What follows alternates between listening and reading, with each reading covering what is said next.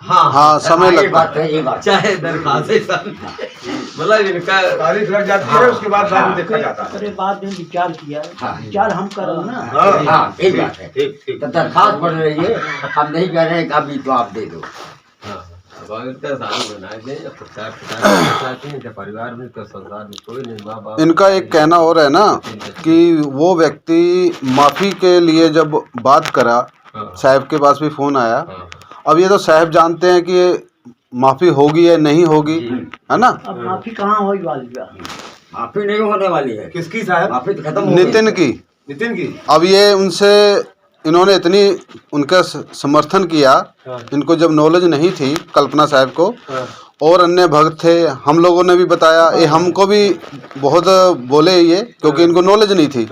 अब इनको नॉलेज आ गई, इन्होंने उस बात की क्षमा भी मांगी। कहते कि वो व्यक्ति हमारी नज़र में जो बातें ऐसी ऐसी बोलता था, साहब को साथ लेके जाता था, तो हमको ये नहीं मालूम था कि गुरु और शिष्य की बात अलग है कि एक है। हम लोग तो जान रहे थे, जो आप लोग थे वो पुराने भक्त थे, वो साधु थे, वो भी जानते थे। जब असलियत साहब ने 12 जनवरी को साहब ने बोला, उसके बाद इन लोगों को धीरे धीरे पता चला। अब वो इनका विरोध करता है, इनको कहता है कि हमने तुम्हें क्षमा कर दिया, हमारे घर आओ, हमारे पास आओ, हमारा प्रचार करो। इन्होंने साफ मना कर दिया कल्पना साहब ने।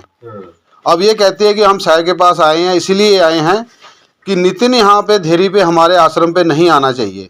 हम रूखा सूखा जो भी पाते हैं खाते हैं, ये हमारा आश्रम है। जैसा भी उन्होंने हमारे भोजन पे भी टिप्पणियाँ करी हैं गलत। ये सतनाम का भोजन है, दाल पतली बनती है, मोटी बनती है।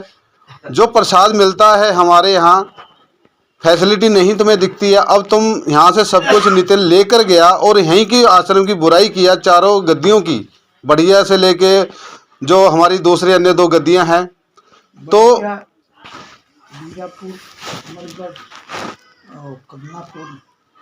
ये गद्दियों से भेद लेके, तो उसका इन्होंने जवाब बहुत अच्छा दिया कल्पना ने।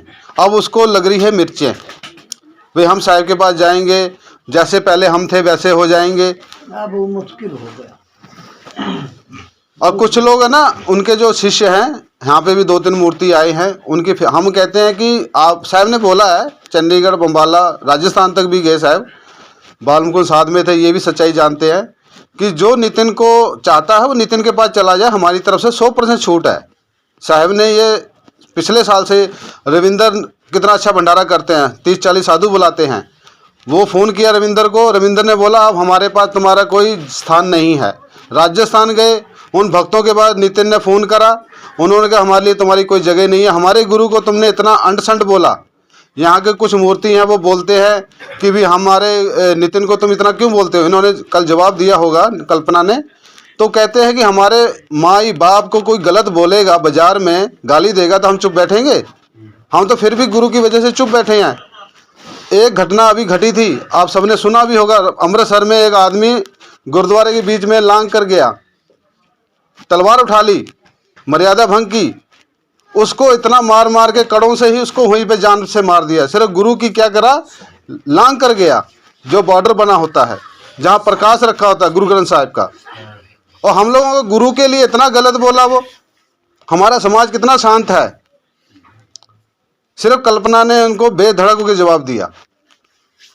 हम नहीं चाहते, हमारा समाज नहीं चाहता कि वो हमारे पास आए।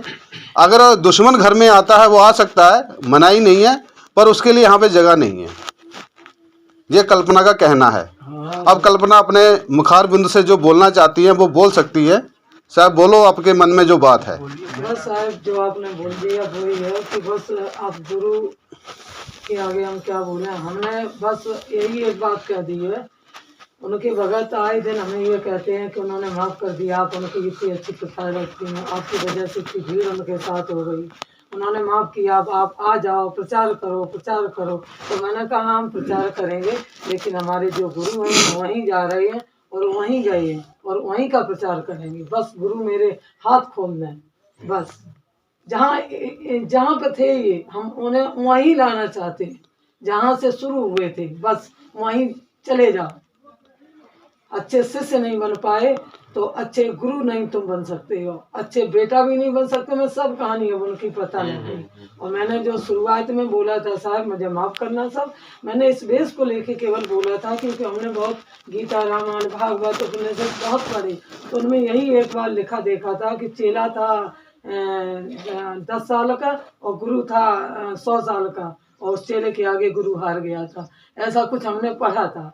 तो उस वेश को लेके वो ज्ञान की चर्चा हो रही थी, तो हमने ये बोला था कि साहब गुरु और ज्ञानी कोई उम्र से नहीं तकाजा जा सकता है, वो किसी के अंदर भी कला हो सकती है परमात्मा की दया से। बस वो इसलिए हम खड़े हुए थे, ना आपको हम जानते थे, ना आपका विरोध था, ना किसी और का विरोध था, विरोधाभास नहीं था। वो हमने केवल वो पढ़ा था उस वेश, तो हमने बोला था कि गुरु हो या शिष्य हो या ज्ञानी हो, इसे उम्र के हिसाब से नहीं आप तकाजा लगा सकते हो कि इसकी एज कम है तो ये ऐसा कैसे हो सकता है। बस इसीलिए हम खड़े हुए थे, और उस बात में भी हमने 100 बार माफ़ी साहब से भी मांगी और सर्व समाज के आगे भी हम मांगते हैं कि जो हमने गलती की थी, मुझे समझ आई तो मैंने उतनी बुरी तरीके से उन्हें धोया भी। नहीं, मैसेज आपने अच्छा दिया, साहब ने भी सुना, साहब ने भी कहा ठीक बोला इन्होंने। आपने अपनी तरफ से कोई बात नहीं इन्होंने बोली, उन्होंने यही बोला कि मर्यादा में हमें सिखाते रहे और खुद मर्यादा भंग हो गए आप, ठीक है ना। अब सब लोग जानते हैं वो कैसे चल रहा है, हमें वो जैसे मर्जी चले, हमें उससे कोई लेना देना